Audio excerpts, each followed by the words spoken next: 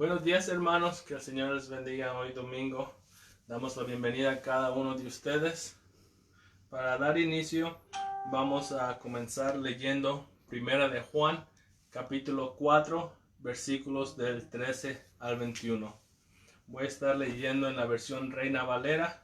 Los invito a que abra su Biblia, Primera de Juan, capítulo 4, versículo 13 al 21. La palabra de Dios dice así: En esto conocemos que permanecemos en Él, y Él en nosotros, en que nos ha dado de su Espíritu. Y nosotros hemos visto y testificamos que el Padre ha enviado al Hijo, el Salvador del mundo. Todo aquel que confiese que Jesús es el Hijo de Dios, Dios permanece en Él, y Él en Dios. Nosotros hemos conocido y creído el amor que Dios tiene para con nosotros. Dios es amor, y el que permanece en amor, permanece en Dios, y Dios en él. En esto se ha perfeccionado el amor en nosotros, para que tengamos confianza en el día del juicio.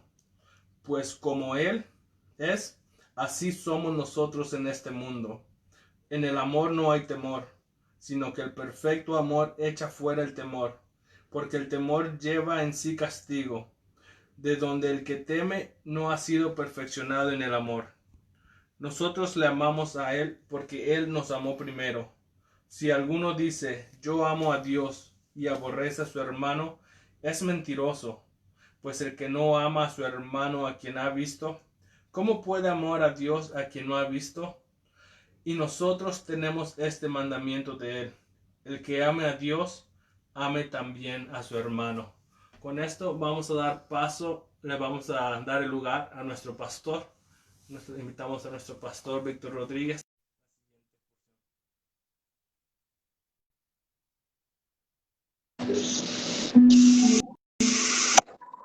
Dios les bendiga a todos. Gracias, hermano Roberto, por leer la palabra, y gloria a Dios por la tecnología que nos permite llegar hasta sus hogares por este medio.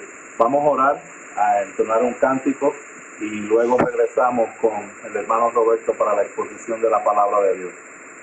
Padre Celestial, te damos gracias, te exaltamos y bendecimos tu nombre, porque tú eres poderoso, porque tú eres perfecto. Y en tu misericordia nos permites una vez más estar juntos por medio de este medio, para darte gloria, para indagar en tu palabra, para conocer, Señor, para rendirnos a tus pies, reconocer que toda la gloria y toda la honra es tuya, Padre. Necesitamos de ti, necesitamos de tu Espíritu Santo para poder entender tu palabra, para poder vivirla, y para que a través de nosotros el Evangelio de Cristo pueda ser anunciado y predicado en todo lugar. Te pido, Señor amado, que tú guardes nuestra mente, nuestro corazón, que tú bendigas al hermano Roberto el día de hoy en la exposición de la palabra, y que tú nos permitas, Señor, desarrollar una vida que es gloria al Padre, gloria al Hijo y al Espíritu Santo. Damos gracias y adoramos al Señor por medio de este cántico. Vamos a cantar este himno de gozo.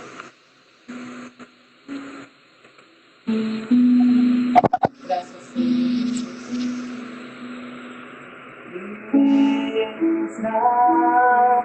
Belleza, majestad, cubre todo el firmamento.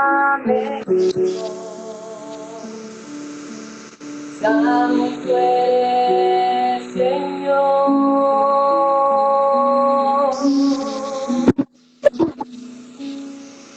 exaltado sobre todo.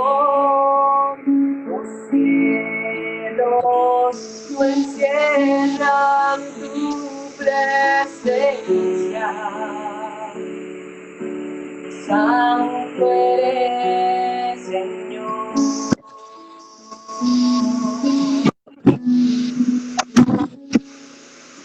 En paz contemplo tu gloria. quebrantados soy,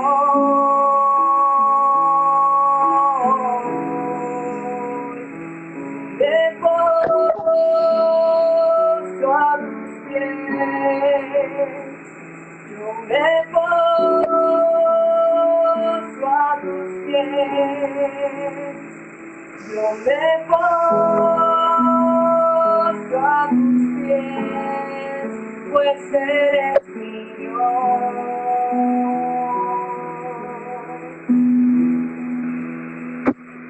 Salvaste siendo pecador, tu sangre me hizo blanco como nieve. Te amo, mi Señor.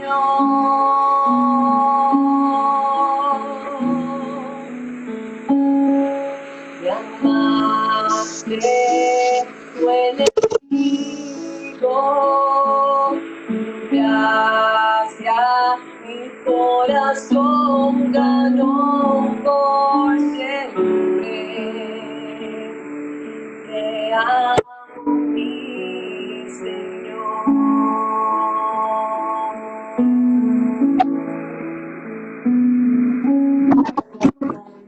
Contemplar tu misericordia,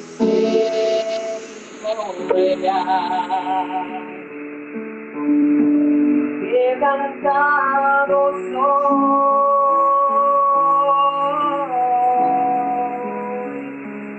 me poso a tus pies, yo me poso a tus pies, yo me poso a tus pies, pues eres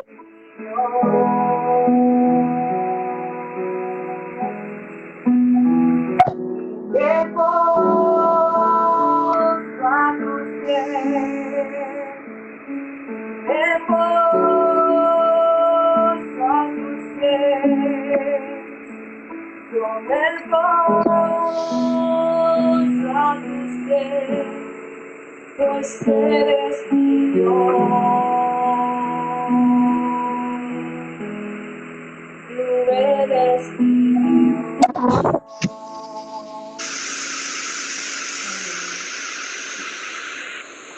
Mostramos nuestro corazón, mostramos nuestro entendimiento a los pies del Señor.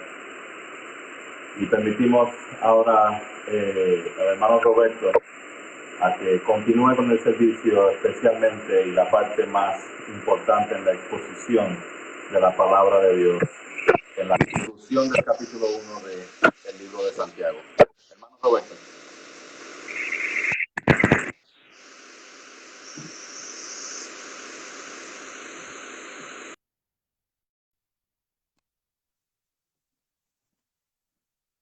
Buenos días, hermanos, una vez más.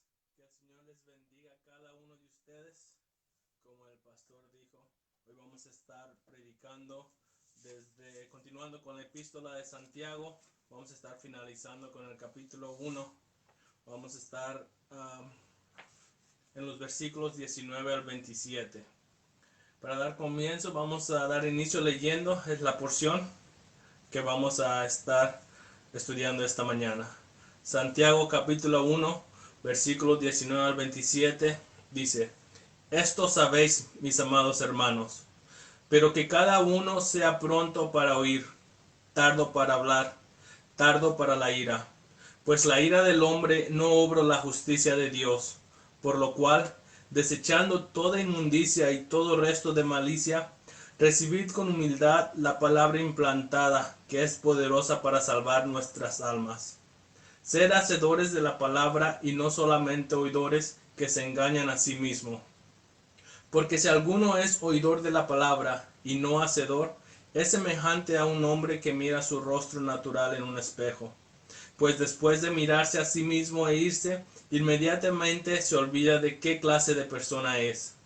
Pero el que mira atentamente a la ley perfecta, la ley de la libertad, y permanece en ella, no habiéndose vuelto un oidor olvidadizo, sino un hacedor eficaz, Este será bienaventurado en lo que hace.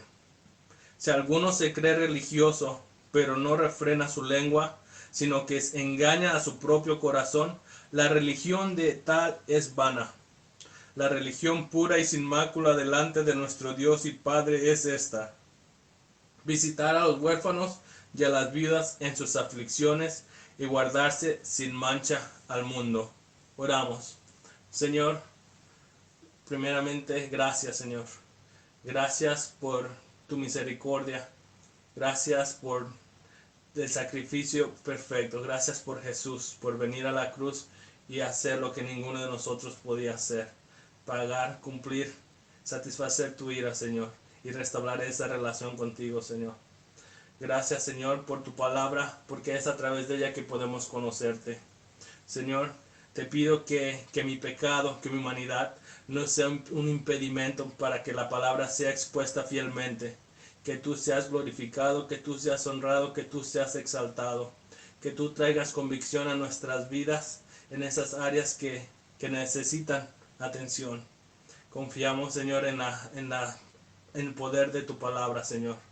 Te damos gracias una vez por la predicación y pedimos que el Espíritu Santo nos ayude a entender lo que tú tienes para nosotros esta mañana.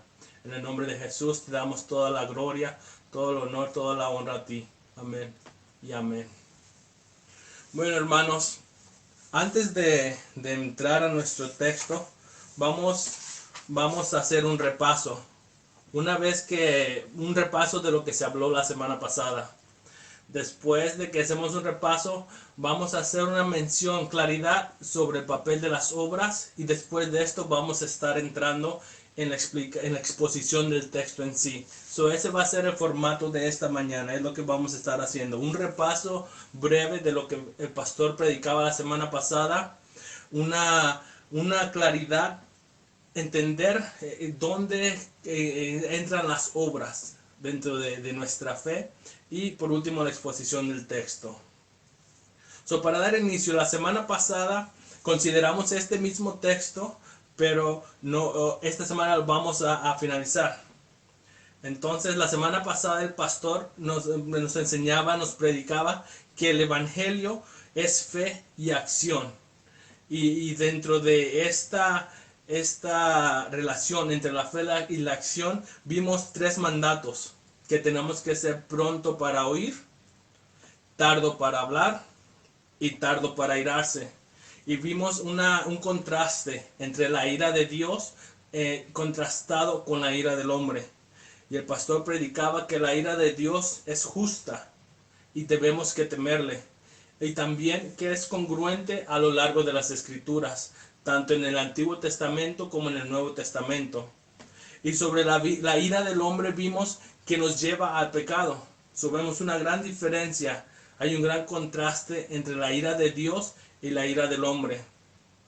Después vimos que tenemos que ser, el mandato es hacer hacedores de la palabra y no solo oidores. Una gran diferencia entre oír y el hacer. Y hoy vamos a estar expandiendo sobre ese tema, entre el oír y el hacer. Y vimos, el pastor predicaba que esta es una enseñanza bien consistente con el resto de las Escrituras, el hecho de hacer y no solo de oír. Y vemos que esta enseñanza la podemos encontrar en el Sermón del Monte, y también Lucas habla sobre esto, sobre ser hacedores de la palabra y no solo oidores. Y también el pastor nos enseñaba que quien solo oye la palabra no es un verdadero cristiano.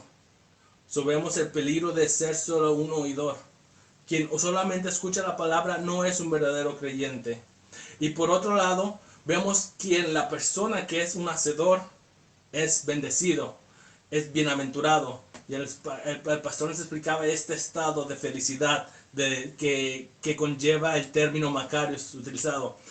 Yo le invito a que tome tiempo esta semana y que vaya al sermón pasado para que pueda expandir en estos temas. Esta semana continuamos con nuestra exposición y solo quiero resaltar 3 aspectos que nos van a ayudar a conectar todos los puntos para hoy día. Para Santiago existen aspectos necesarios para la vida, específicamente para la vida cristiana. Y aquí en Santiago vimos tres aspectos específicos que están relacionados el uno con el otro. Como vimos la semana pasada, hablamos de ser prontos para oír, para hablar y tardos para irarse. Vemos el oír, el hablar y el hacer. Y para Santiago, estos tres aspectos están relacionados entre sí, íntimamente, que a tal grado de la forma en que se realice uno, se van a realizar los demás. Hay una conexión entre estos tres. Y de acuerdo a Santiago, vamos a estar viendo que la verdadera religión no es algo que se dice o algo que se proclama, que se declama, sino es algo que se hace. Que por lo tanto es el mandato que recibimos de ser hacedores. De acuerdo a Santiago, en la relación de la fe, es imposible hacer algo con las manos que no hayamos aprendido. Comienza por escuchar, por conocer, pero no se queda solo en conocimiento, se tiene que llevar a la práctica. En otras palabras, debemos ser hacedores de la palabra. Y por último, el último aspecto que quiero resaltar sobre el texto que estamos considerando es que Santiago enseña que la verdadera religión es aquella que no solo está fundada en una sana doctrina. La sana doctrina es clave, pero que también se hace evidente en una práctica, en una sana práctica. Y ese va a ser el enfoque de esta mañana. La práctica, las obras, la sana práctica basada en una sana doctrina. Pero antes de entrar al tema, es sumamente importante que entendamos en dónde entran las obras. Las obras,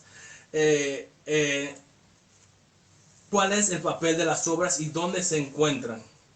Si usted está familiarizado con las operaciones matemáticas, dentro de la aritmética existen un orden de operaciones para que todo funcione bien. No, algo así pasa debe pasar con nuestro entendimiento. Hay un cierto orden que Dios ha establecido.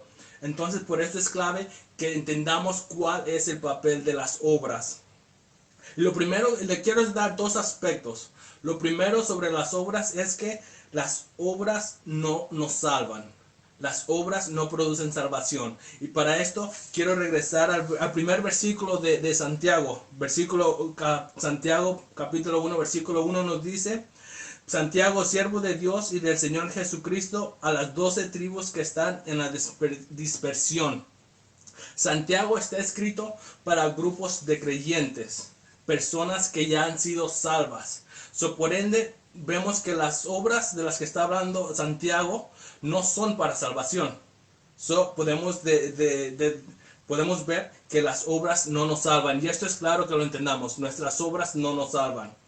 Y como las obras no nos salvan, es imposible mantener nuestra salvación por las obras. Es claro que entendamos este aspecto. Las obras no nos salvan, y como no nos salvan, no podemos mantener nuestra salvación por tales. Dios nos salvó y es Dios quien nos guarda, quien nos preserva como sus hijos. Y las obras dan testimonio, son el resultado y dan evidencia de que somos somos hijos de Dios. Entonces, ¿cuál es el papel de las obras? Dar testimonio de nuestra salvación. Es claro que entendamos eso. Las obras no nos salvan, sino son el resultado de nuestra salvación. Con eso en mente, adentrémonos en nuestro texto. Y el argumento que yo les quiero presentar esta mañana gira alrededor de dos preguntas. Dos preguntas que espero que el Espíritu Santo nos ayude a reflexionar, nos ayude a examinarnos cómo estamos en nuestras obras. Y estas dos preguntas son: ¿por qué hacemos lo que hacemos? ¿Por qué hacemos lo que hacemos? Y la segunda pregunta es: ¿cuál es la motivación de nuestro corazón detrás de lo que hacemos? Detrás de nuestras obras. ¿Por qué realizo mis obras? ¿Y cuál es la motivación de mi corazón al hacer esas obras? El argumento de esta mañana está centrado en esas dos preguntas, y es lo que vamos a considerar en este texto. Sin más alargue, adentrémonos en nuestro texto. Vamos a dar inicio desde el versículo 22. Versículo 22 dice: Sed hacedores de la palabra y no solamente oidores que se engañan a sí mismos. Voy a estar repasando a medida que vamos conectando los puntos, lo que voy a hablar hoy con lo que habló el pastor la semana pasada. Y el pastor comenzó esta porción explicándonos que citando a Félix Cabrera, donde explica que los versículos 22 y 25 es el centro doctrinal del primer capítulo. Y este es un llamado para cada uno de nosotros a ser más que un mero oyente. En otras palabras, el llamado es en poner las manos a la obra. Una vez más, la palabra obra, las obras. Y vimos que esta porción de ser hacedores de la palabra y no solamente oidores es un eco a las enseñanzas que Jesús dio en el Sermón del Monte. Lo quiero invitar a que vaya a Mateo durante la semana, saque tiempo y vaya a Mateo capítulo 7, versículos 24 al 27 y vea la conexión que existe entre esta porción con lo que estamos aprendiendo esta mañana. Y no solamente es una enseñanza que el eco está en Mateo, sino Lucas habla de algo, presenta un argumento similar. Vemos que el ser hacedor de las palabras y no solamente oidores es una enseñanza que encontramos con frecuencia en las Escrituras. Entonces, ¿qué hacedores? ¿Qué significa hacedores? En el griego existen varias palabras para la palabra hacer. La palabra que aquí emplea Santiago es poieo. Y esta palabra indica una actividad creativa. Por ejemplo, lo que hace un poeta. El poeta es creativo con sus palabras y en sus poemas. Ese es el contexto, la connotación de esta palabra que Santiago utiliza aquí de ser hacedores. Ser hacedores, poieo. Y es importante que entendamos el contexto de esta palabra, las implicaciones. No se puede hacer la voluntad de Dios ni cumplir la palabra de un método mecánico, en hábitos, en rituales, en tradiciones. La acción a la que el texto en este versículo nos está llamando con el término poieo es a una acción creativa. Una acción creativa que busca que no se excusa, no busca excusas, sino que busca los modos de cumplir lo que la palabra manda, aun cuando parece difícil y complicado. ¿Qué estoy diciendo? Que la exhortación que estamos recibiendo de Santiago a ser hacedores es que las obras de las que él habla no están basadas en nuestra comodidad. Es bien fácil hacer lo que puedo hacer en mi comodidad, cuando no demanda un esfuerzo creativo. Por ejemplo, estamos viviendo en un tiempo de incertidumbre, de pandemia, donde es bien fácil quedarse en nuestra casa y orar por todo el mundo. Pero sabemos que en nuestra comunidad ha habido pérdida de empleos, hay un estrés económico. ¿Qué estamos haciendo? ¿Estamos simplemente orando? ¿O estamos buscando esa manera activa de poner las enseñanzas del Evangelio en acción?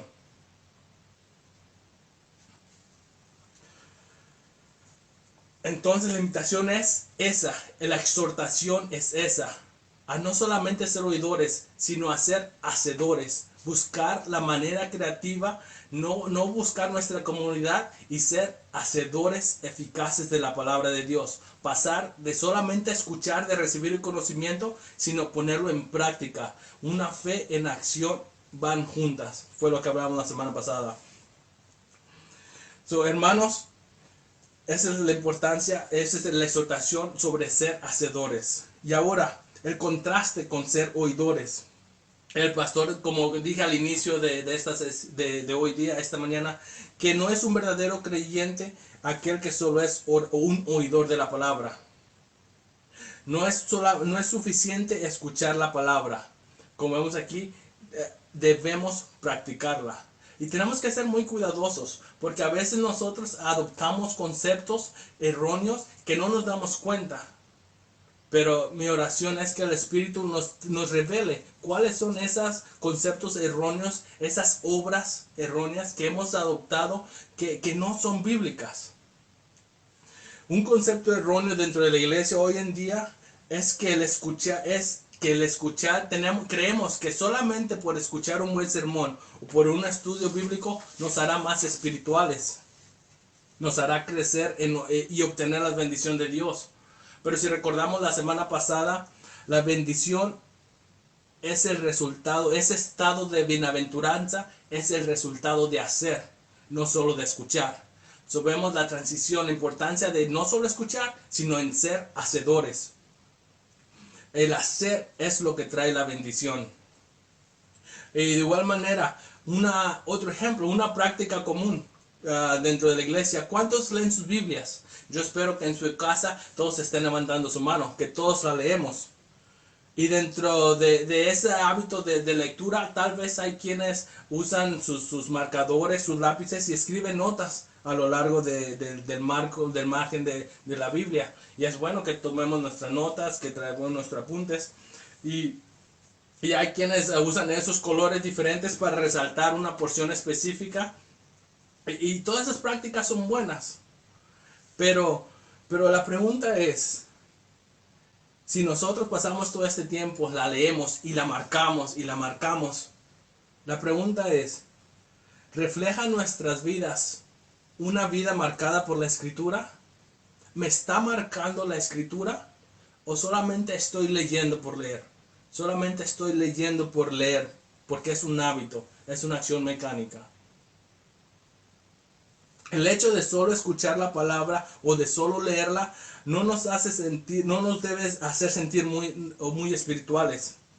Tengamos cuidado, hermanos, de no estar engañándonos a nosotros mismos. Como decimos, fe y acción están conectadas. La fe cristiana siempre es activa. No solamente se trata de recibir conocimiento, sino, como vemos, debemos ponerlo en práctica. Es por eso que Santiago nos instruye a no separar la ortodoxia, el conocimiento, de la autopraxis, de la práctica. De lo contrario, nos estamos engañando a nosotros mismos. Primera de Juan, capítulo 3, versículo 18 nos dice, Hijo, no nos amemos de palabra ni de lengua, sino de hecho y de verdad. Una vez el énfasis que quiero dar es de hecho, de obras, que nuestras obras, nuestro conocimiento nos lleve a la práctica. Son la importancia de entender qué implica el ser hacedores. No buscar nuestra comodidad y cumplir solo lo que me hace cómodo, sino buscar es ser creativos. El mandato es ser hacedores, no importando la circunstancia. ¿Cómo estamos respondiendo? ¿Estamos siendo solamente oidores o estamos buscando esos métodos de llevar esas formas de poner en práctica el conocimiento que Dios nos está dando? Continuamos con los versos 23 al 25. Porque si alguno es oidor de la palabra y no hacedor, es semejante a un hombre que mira su rostro natural en un espejo, pues después de mirarse a sí mismo e irse, inmediatamente se olvida de qué clase de persona es. Pero el que mira atentamente a la ley perfecta, la ley de la libertad, y permanece en ella, no habiéndose vuelto un oidor olvidadizo, sino un hacedor eficaz, este será bienaventurado en lo que hace. Quiero comenzar haciendo un repaso de lo que el pastor nos explicaba la semana pasada. Él nos explicaba sobre el término espejo, lo que era un espejo y cómo en aquel contexto el espejo era comunitario, era para la comunidad. No era un utensilio que estaba en cada casa, sino en los lugares públicos comunitarios, ahí es donde se encontraba el espejo. Y el material era diferente. Estos espejos estaban hechos de metales pulidos. Eran muy caros y producían una reflexión, un reflejo distorsionado. Usted iba a los centros donde se reunían las comunidades y ahí usted encontraba en el centro un espejo, un metal grande, pulido, donde usted se asomaba para ver su reflejo. La palabra de Dios funciona como un espejo espiritual. En 1 Corintios 13:12 leemos a Pablo que dice, porque ahora vemos por un espejo, verdaderamente, pero entonces veremos cara a cara. Ahora conozco en parte, pero entonces conoceré plenamente como he sido conocido. A causa de nuestro pecado y de nuestra humanidad, no podemos entender plenamente a un Dios infinito. Por lo tanto, ahorita lo podemos ver por un espejo, pero va a llegar ese día donde le veremos cara a cara. Entonces, ¿y cuál es el propósito de un espejo, hermano? Piense usted en su diario vivir, en su rutina. ¿Por qué usted va al espejo? Usted va al espejo y cuando nota alguna imperfección, ya sea en su vestuario, en su peinado, usted usa ese espejo para arreglarlo. Usted se para frente al espejo, si su pelo no está acomodado, por ahí lo arregla. De una manera similar, debemos mirarnos en el espejo de la palabra para ver cuál es el estado espiritual de nosotros y para accionar, responder a lo que estamos viendo. Debemos mirarnos para arreglarnos conforme a lo que ella nos muestra, a lo que la palabra nos muestra. Y quiero que noten el orden. En el capítulo 22 se nos hizo sed hacedores y no solamente oidores. Sin embargo, aquí en estos versículos, del 23 al 25, se cambia el orden. Porque si alguno es oidor y no hacedor, vemos, el orden de estos dos se invirtió. Y esto es porque el que oye, pero el que no hace, se engaña a sí mismo. Cree haberse arreglado, pero sigue estando lleno de suciedad y abundancia de maldad, de nuestro pecado. Porque no pasamos tiempo permitiendo que las escrituras nos muestren, sea ese espejo que nos muestre cómo está, cuál es realmente nuestra condición, por qué hago mis obras, cuál es la razón de lo que yo hago, cuál es la motivación de mi corazón. ¿Lo hago para sentirme mejor? ¿Lo hago para que el pastor me diga qué buen hermano yo soy? ¿Lo hago para impresionar a mi esposa? ¿Por qué hago lo que hago?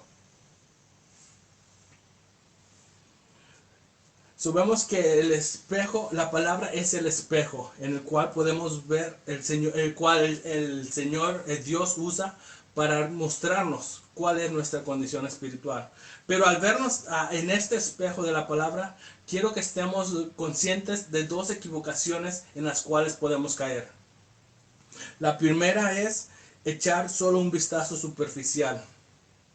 Y esto lo vemos que dice que pues después de mirarse a sí mismo, inmediatamente se olvida de qué clase de persona es.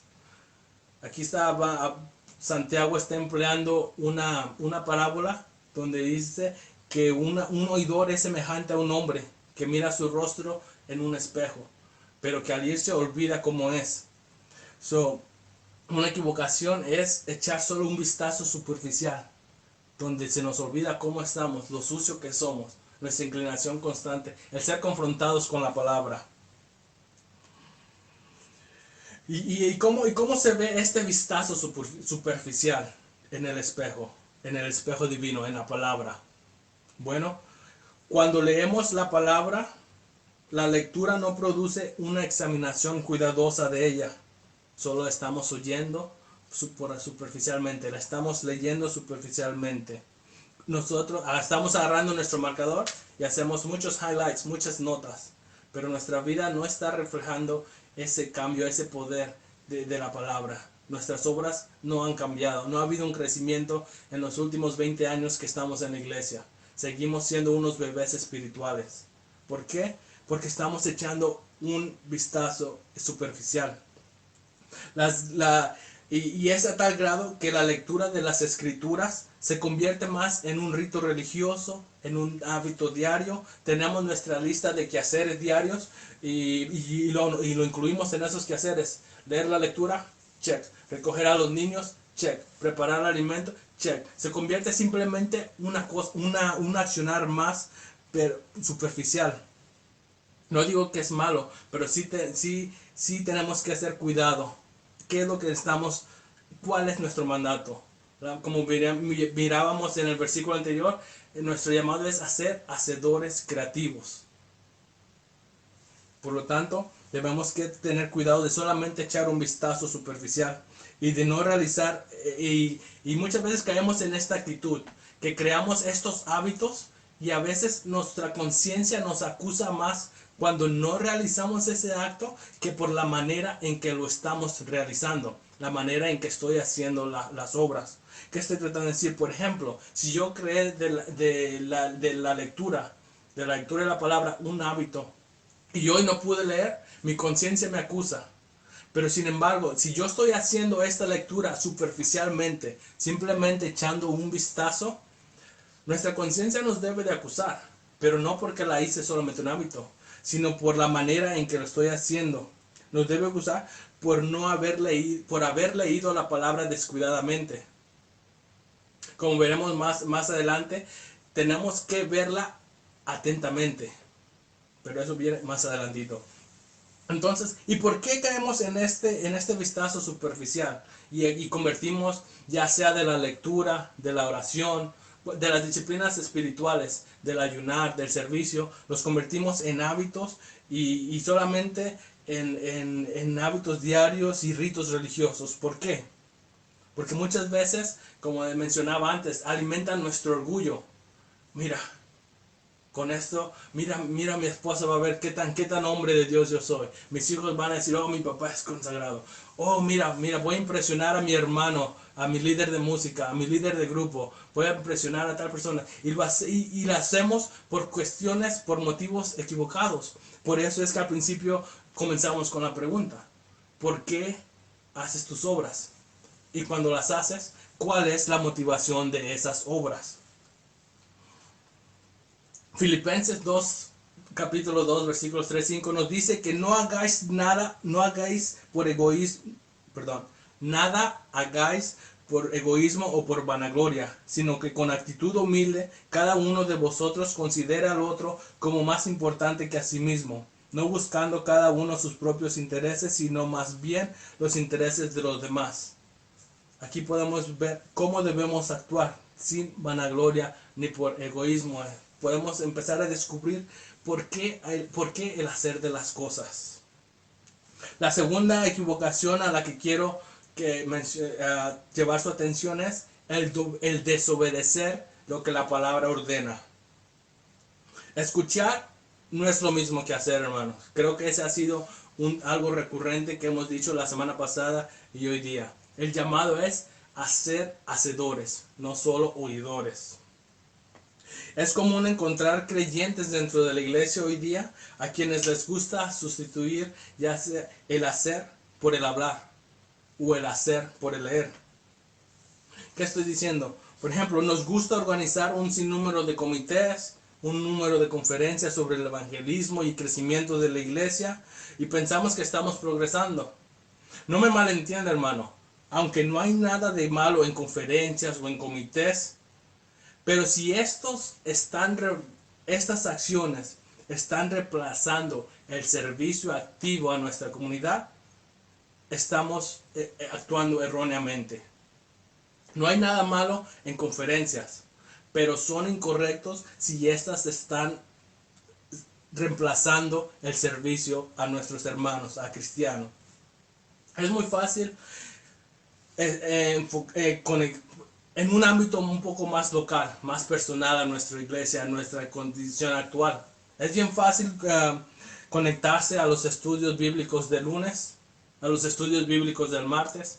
Es bien fácil conectarse al tiempo de oración de los jueves. Es fácil estar conectado ahorita mismo, estar en sintonía con nosotros.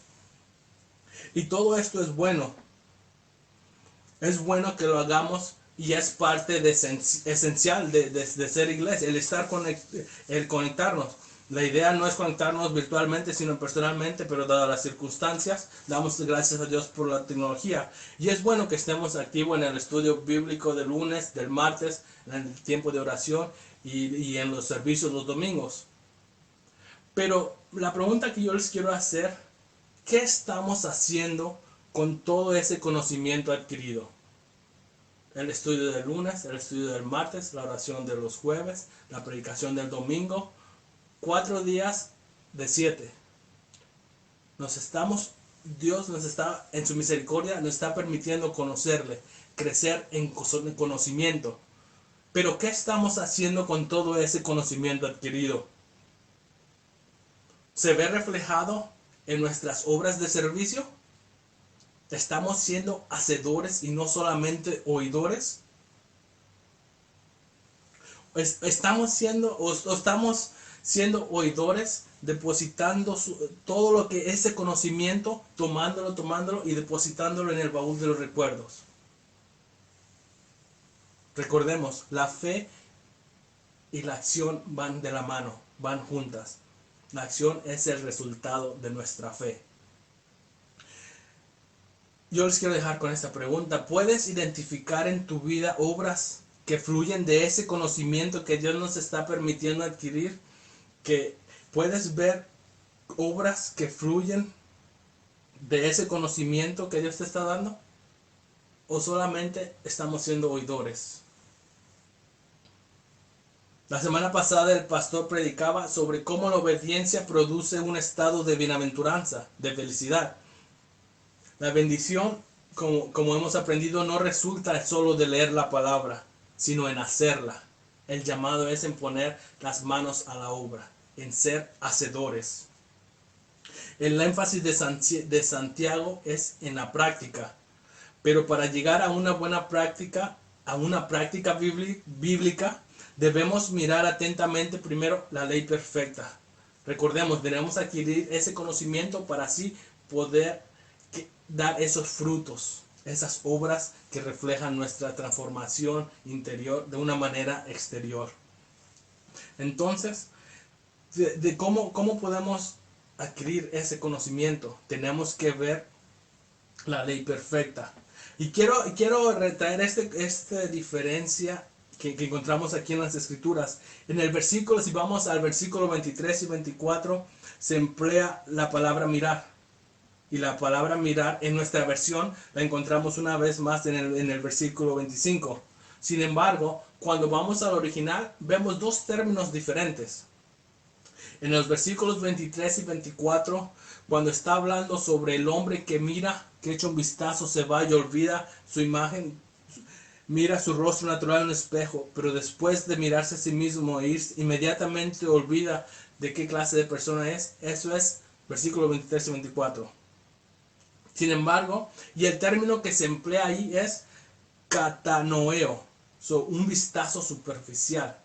Sin embargo, cuando llegamos al versículo 25, se nos dice: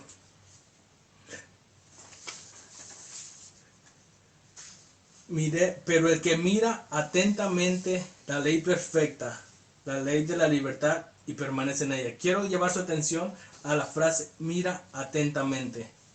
Aparece una vez más el verbo mirar en nuestra traducción, pero en el griego es la palabra empleada es paracupto, a diferencia de catanoeo. Dos términos completamente diferentes. Y para entender este término empleado aquí por Santiago, quiero que vayamos a Lucas versículos 24, versículo 12, Lucas 24, 12, hablando sobre la resurrección, y se nos dice: pero Pedro se levantó y corrió al sepulcro, e inclinándose para mirar, paracupto, ese es el término empleado, para mirar adentro, vio solo las envolturas de lino, y se fue a su casa maravillado de lo que había acontecido.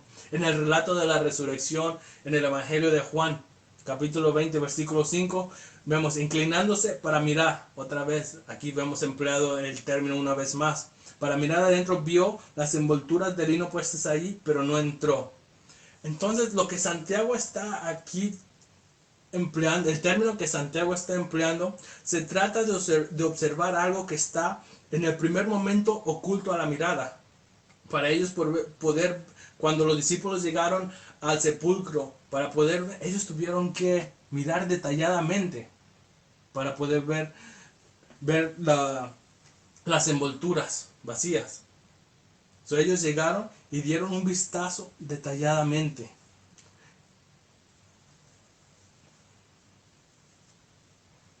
Entonces vemos que el término se trata de observar algo que a primera instancia parece oculto a la mirada, pero para verlo hay que prestar atención, hay que mirar atentamente como Santiago nos está instruyendo, haciendo el contraste entre el hombre que mira, echa un vistazo superficial y la exhortación que nos da a nosotros de no echar vistazos superficiales y sino mirar atentamente.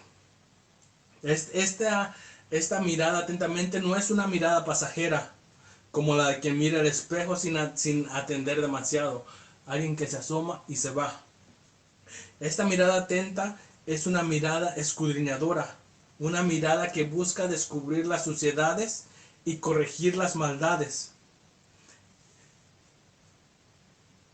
Vemos, al ver en el espejo, pues vamos a ser confrontados. A mirar la palabra, el Señor la va a usar para traer convicción a esas áreas de nuestra vida, para mostrarnos esta suciedad.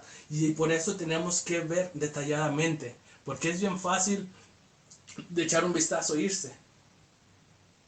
Pero la exhortación es que saquemos tiempo, escudriñemos las escrituras y que seamos confrontados con nuestra condición verdadera. ¿Cuál es la motivación real de nuestro actuar? ¿Por qué hacemos lo que hacemos? ¿Cuál es la razón de nuestras obras?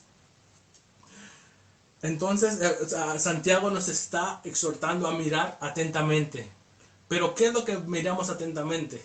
No miramos lo que el pastor hace, lo que el hermano hace, lo que mi esposa hace. Nuestro, por llamarlo así, nuestra comparación, nuestro estándar de comparación nunca va a ser mi prójimo, mi hermano, mi esposa. No, mi estándar de comparación siempre debe ser la escritura.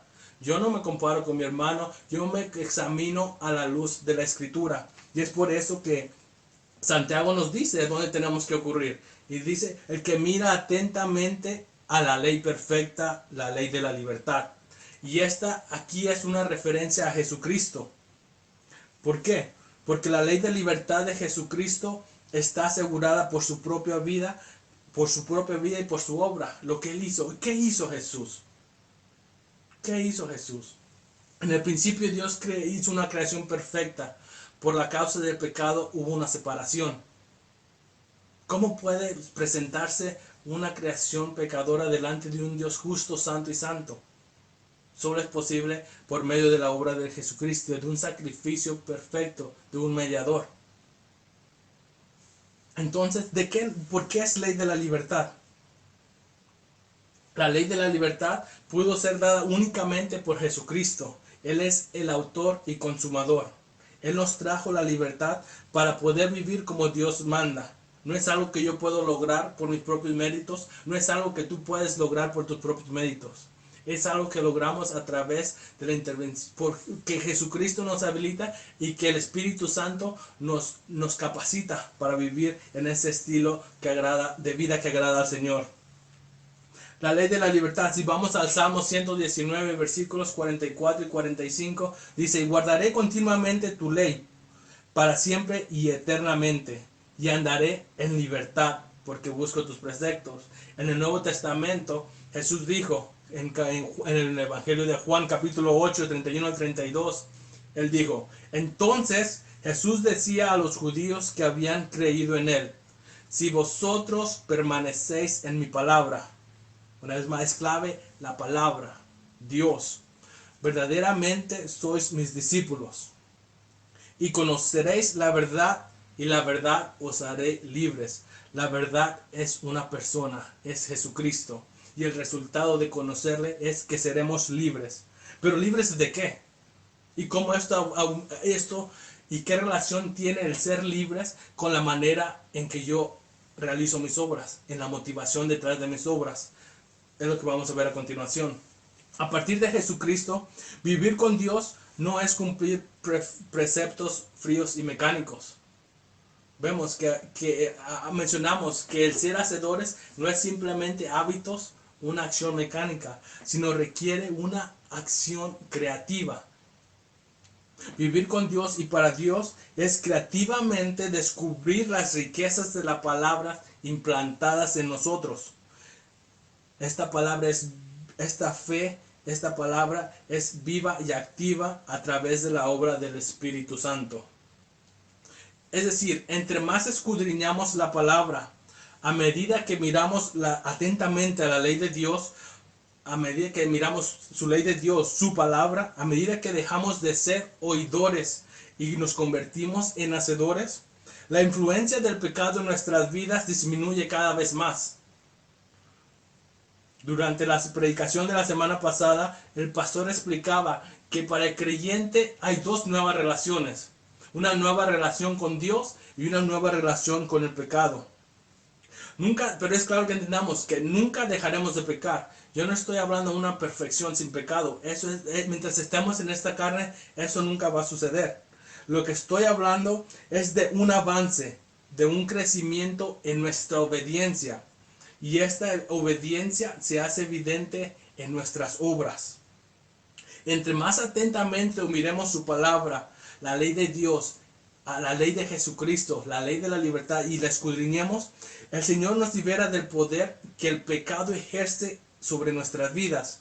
Y la influencia que el pecado tiene en nuestras vidas se refleja en el por qué yo hago lo que hago, y en la motivación detrás de esas obras. ¿Por qué yo estoy haciendo y cuál es mi motivación al hacerlo? Es decir, ¿por qué hago lo que hago y cómo y cuál es la condición de lo que hago? Mi pecado se refleja en mis obras cuando mis obras están caracterizadas por enojo, por envidia, por celos, por pleitos, por contiendas, chismes, engaño, hipocresía, y la lista sigue, hermanos. Y la pregunta que yo les quiero hacer, ¿por qué? ¿Por qué no miramos atentamente la ley de Dios? ¿Por qué?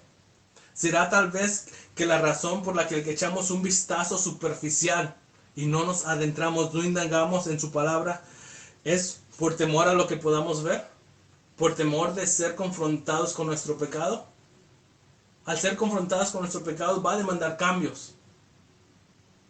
¿Estamos dispuestos a vivir una vida para Cristo? ¿A responder en obediencia? ¿A pasar de ser oidores a ser hacedores por su palabra? Ese es el ejemplo que encontramos en Jesús. Jesús se despojó de todo. No escatimó el ser igual a Dios. Se despojó de estar en el trono con Dios. Vino, se encarnó. Vivió una vida perfecta. Sufrió el castigo que tú y yo teníamos merecido. Vemos obras haciendo. Jesús vino. Jesús hizo. Jesús murió. Un ejemplo, nuestro llamado, hermanos, es a ser hacedores, no solamente oidores. Como decía, tal vez la razón por la que echamos un vistazo superficial a la palabra es por temor a lo que puedo ver en el espejo divino que nos revela nuestra condición espiritual. Y quiero utilizar este ejemplo. En una consulta médica, me imagino todos hemos ido a un médico y hemos esperado por 3 horas en la sala de espera, mientras que la consulta 5 minutos. Pero sin embargo, una buena consulta, una buena examinación, el doctor requiere pasar tiempo sin apresurarse, ¿cierto? Y decir la verdad. Cuando Jesús, el médico por excelencia, como lo presenta Mateo capítulo 9, versículo 12, nos examina, su palabra, usa su palabra. El método por el cual nos examina es su palabra, y quiere que pasemos tiempo, que le demos tiempo suficiente para hacer un trabajo completo. El pasar 5 minutos, el hacer de la lectura, de la oración, del ayuno, un hábito, un ritual religioso, no estamos dando tiempo suficiente para que el Señor utilice ese espejo a causa de nuestro pecado. Pasemos, hermanos, convirtámonos en hacedores y dejemos de ser solamente oidores. El llamado es examinar a nuestros corazones y nuestras obras. ¿Por qué hacemos lo que hacemos? ¿Cuál es la motivación de nuestro corazón detrás de lo que hacemos, detrás de nuestras obras? ¿Cuál es? Vivamos una fe activa de la cual fluyen frutos que dan testimonio, que muestran nuestra fe al prójimo. Vivamos una fe activa de la cual fluyen frutos, fluyen obras que testifican nuestra fe a nuestro prójimo. Y con eso quiero pasar a los últimos 2 versículos. Si alguno se cree religioso, pero no refrena su lengua, sino que engaña a su propio corazón, la religión de tal es vana. La religión pura y sin mácula delante de nuestro Dios y Padre es esta: visitar a los huérfanos y a las viudas en sus aflicciones y guardarse sin mancha del mundo. Quiero comenzar con esta declaración, que la Escritura no es un libro de definiciones concisas que puedan aplicarse directamente a casos específicos de nuestras vidas. La Biblia nos enseña un tipo de vida que es del agrado de Dios. Por eso lo que encontramos aquí en Santiago no nos está dando una definición precisa, sino más bien nos está dando un principio de cómo llevarlo a la práctica. Pero para entender este principio es sumamente importante entender los conceptos que Santiago está utilizando. El primer concepto que quiero mencionar es la religión. ¿Qué es la religión? Una definición sería un sistema de creencias acerca de Dios. Es un acto exterior que está relacionado con el culto a Dios. Y es bien interesante, hermanos, porque el término que emplea aquí en los versículos 26 al 27 encontramos la palabra 3 veces. El religioso, versículo 26, y al final del versículo 26 la religión tal es vana, y el comienzo del 27, 3 veces. Y en el Nuevo Testamento se utiliza un total de 5 veces, o 2 veces más. Entonces esto es importante, hermanos, que entender que todas las personas tienen una religión. Todas las personas tienen un sistema de creencias acerca de Dios. Aún el ateo tiene creencias, un sistema de creencias acerca de Dios. Sus creencias negarán la existencia, pero esa es una creencia acerca de Dios. Toda persona tiene una religión. La pregunta ¿es tu religión bíblica? ¿Es tu religión de acuerdo a su palabra? Una frase que encontramos hoy en día en los ámbitos cristianos es la siguiente: de que no se trata de religión, se trata de relación. ¿Cuántos de ustedes han escuchado esta frase? Yo me imagino que todos están levantando. En alguna u otra, algún tiempo hemos escuchado, si no esta frase, exactamente alguna variación de la misma. Pero tenemos que ser cuidadosos, hermanos, que en la superficie tal vez esta frase podría sonar algo bonito. No se trata de religión, se trata de relación. Podría sonar algo bonito, pero la verdad es que no es bíblica.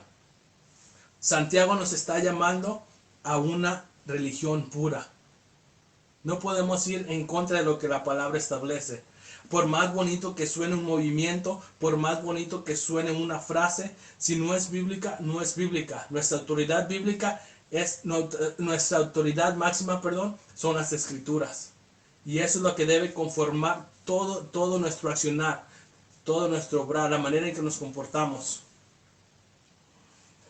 Sabemos que todos tenemos una religión, un sistema de creencias acerca de Dios. ¿Y qué significa ser religioso? Es estar preocupado con los detalles externos. La forma que Santiago está empleando este término se refiere a una religión exterior, a una que se enfoca en las formas. Una religiosidad que se vive exteriormente en ritos, en ceremonias, en tradiciones. Pero tenemos que hacer claro que los ritos y las ceremonias no salvan. La religiosidad de los ritos solamente tenemos que ser cuidadosos porque nos engañan. Hacer creer los ritos, las ceremonias nos hacen sentir que estamos cerca de Dios. Pero cuando en realidad sabemos que esto no es así. Podemos acercarnos a Dios, estar cerca de Él, no por los ritos, no por las creencias, sino solo por Jesucristo. Solo hay un mediador entre Dios y el hombre, Jesucristo. Y ante esta realidad, Santiago llama a sus oyentes a tener delante de Dios una relación pura e incontaminada, a no enfocarse en ceremonias, en ritos, en hábitos, en checklists, sino nos llama a practicar una religión pura y sin mancha. Y vemos que la religión pura no tiene que ver con ceremonias, como acabo de decir, ni templos, no es un edificio, no es un día especial. No, la religión pura no está centrada en ceremonias, en templos o días especiales. La religión pura de la cual Santiago nos está hablando consiste en la práctica de la palabra de Dios y en anunciar a nuestro prójimo, a quienes nos rodean, anunciar las buenas nuevas de salvación por medio del habla, el servicio y la separación del mundo. Entonces, ¿quiénes son nuestros prójimos? Vemos que la pura religión nos llama a practicar la palabra de Dios, a poner en práctica una vez más en el obrar, y este obrar va a afectar a nuestro prójimo. Aquí Santiago menciona huérfanos y viudas. ¿Y por qué está mencionando a estos dos grupos específicos? Quiere decir que vamos a hacer una lista de todas las viudas que conocemos, de todos los huérfanos que conocemos, y solo a ellos les vamos a visitar. Recordemos, la escritura no es un libro de definiciones concisas, sino de aquí hay un principio. Ahorita vamos a conectar todos los puntos. Entonces, los huérfanos y las viudas, ¿quiénes son? En el contexto del Antiguo Testamento, cuando se dio la ley, encontramos varias leyes específicamente para este grupo de personas, para los huérfanos y para las viudas.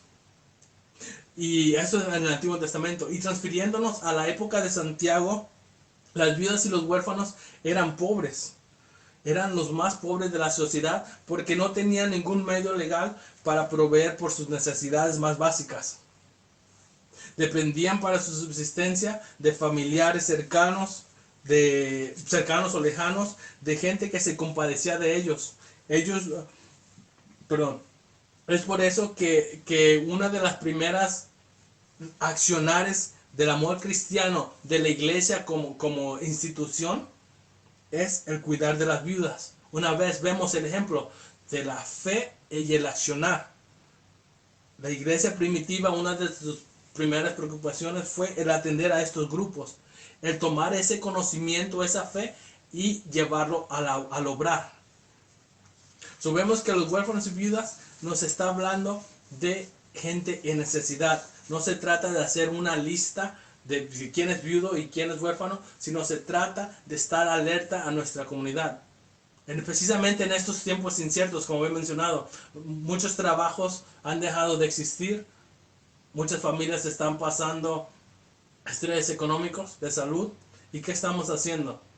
Es bien fácil orar por todos, es bien fácil llamar y estoy orando, pero ¿qué tal si al orar también proveemos, llevamos ese deseo de ayudar y oramos y le invitamos un plato de comida, oramos y le proveemos un abrigo, llevar la fe al accionar?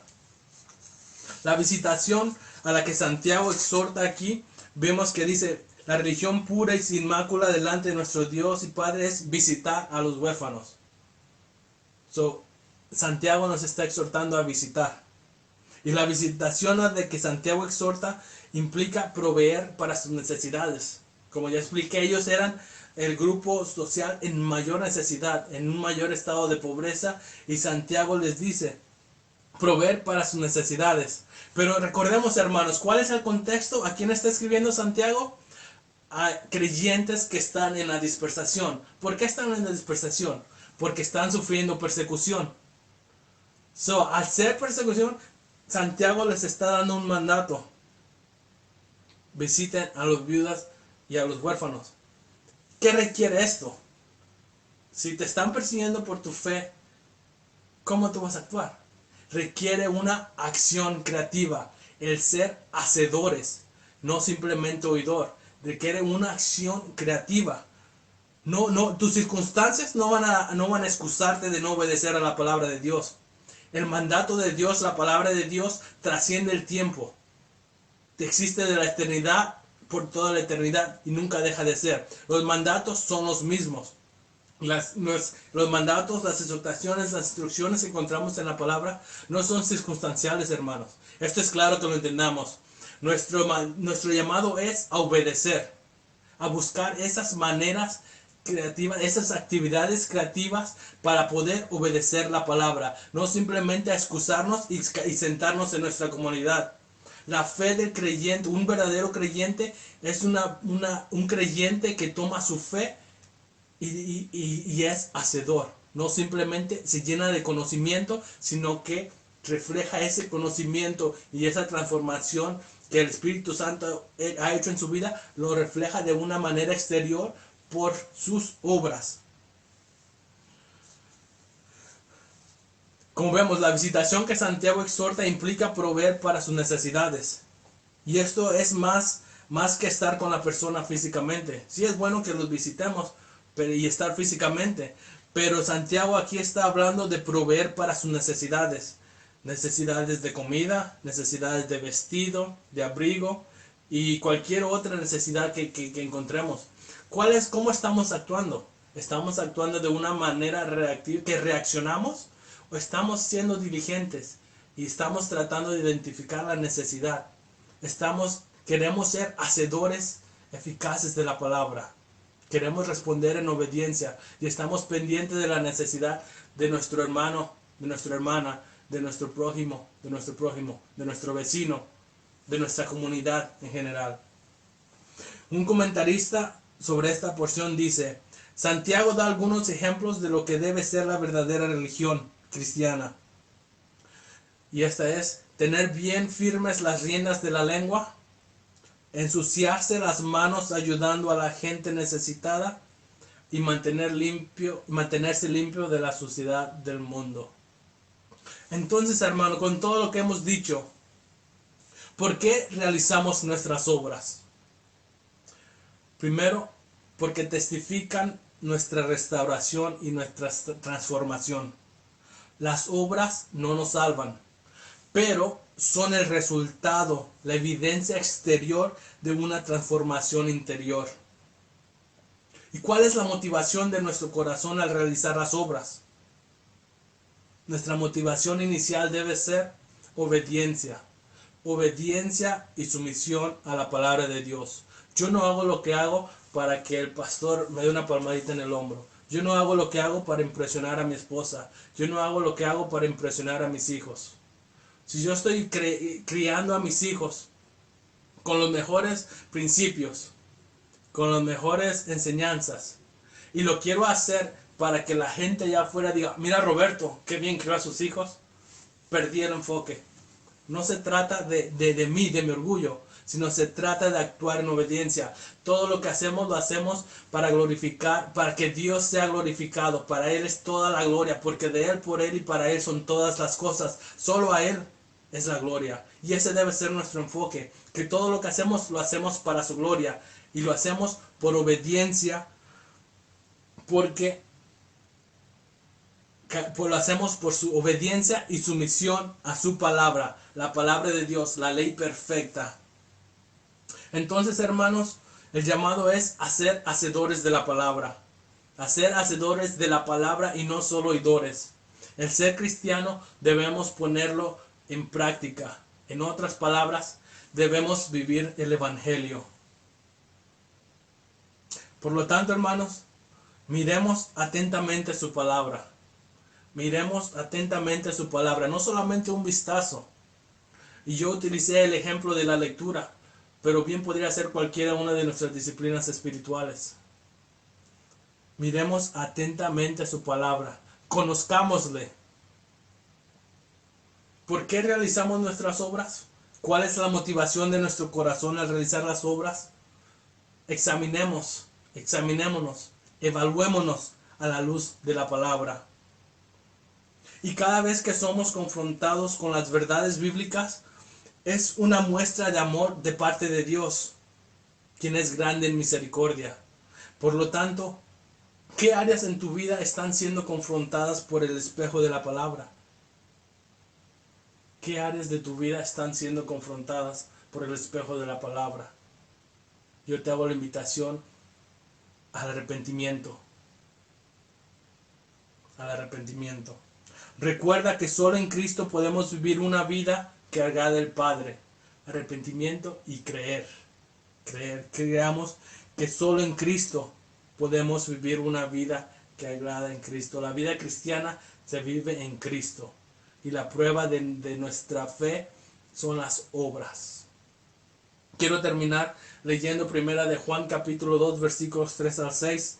Y si estuviéramos todos juntos, yo le pediría que se ponga de pie. Puede hacerlo en su hogar si usted gusta. Primera de Juan capítulo 2 versículo 3 al 6. Y en esto sabemos que hemos llegado a conocerle, si guardamos sus mandamientos. El que dice, yo he llegado a conocerle y no guarda sus mandamientos, es un mentiroso y la verdad no está en él. Pero el que guarda su palabra, en él verdaderamente el amor de Dios se ha perfeccionado. En esto sabemos que estamos en él. El que dice que permanece en él debe andar como él anduvo. Oramos. Señor, gracias por tu palabra, Señor. Gracias por lo que ha sido expuesto esta mañana. Te pedimos que con la ayuda del Espíritu Santo nos muestres esas áreas, esas obras que no están en sumisión a tu palabra, en las que estamos desobedeciendo. Trae convicción a nuestras vidas y danos la confianza de que si pedimos perdón, tú eres pronto para perdonar, Señor. Perdónanos por nuestras faltas, por nuestros pecados y ayúdanos a vivir en crecer en santidad, vivir una vida que glorifica tu nombre, Señor. Gracias por la palabra que ha sido expuesta esta mañana, que todo sea para que tu nombre sea glorificado. En el nombre de Jesús te damos la gloria, te damos la honra solo a ti, Señor. Amén y amén.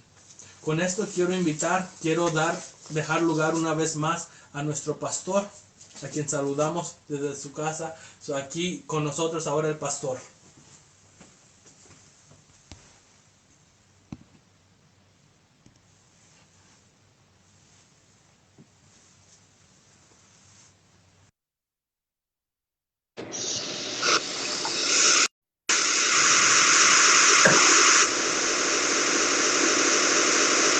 Gloria al Señor Jesús por la palabra expuesta.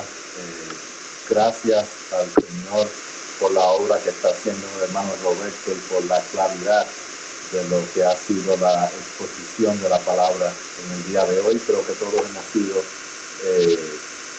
retados, confrontados con la palabra de Dios y es importante que en estos días específicamente les motivo a que repase esta información, que usted repase las notas del mensaje, usted las ponga, trate de ponerlas en práctica, lo ponga en oración para que el Señor le dirija, le continúe a usted dando la sabiduría y lo que usted necesita para que entonces pueda seguir creciendo en el Señor. Seamos hacedores de la palabra, no solamente oidores. Una vez más, la gloria es del Señor Jesús. Le invitamos esta semana a que permanezca conectado con las diferentes reuniones virtuales que tenemos de la iglesia. Es importante que nos mantengamos conectados. Es importante que estemos juntos, que nos veamos las caras, aunque sea por este medio, pero que estemos juntos escuchando la palabra y que juntos caminemos con ese propósito de obedecer la palabra del Señor. Gloria a Dios por este día. Les invitamos una vez más. Lunes los jóvenes, martes los niños, jueves de oración y las damas los sábados a las 8:30. Dios les bendiga, que tengan un gran domingo, que Dios les guarde y terminamos recitando Romanos 11:36, que dice: porque de Él, por Él y para Él son todas las cosas, a Él sea la gloria por siempre. Amén. Que Dios les bendiga, mis hermanos.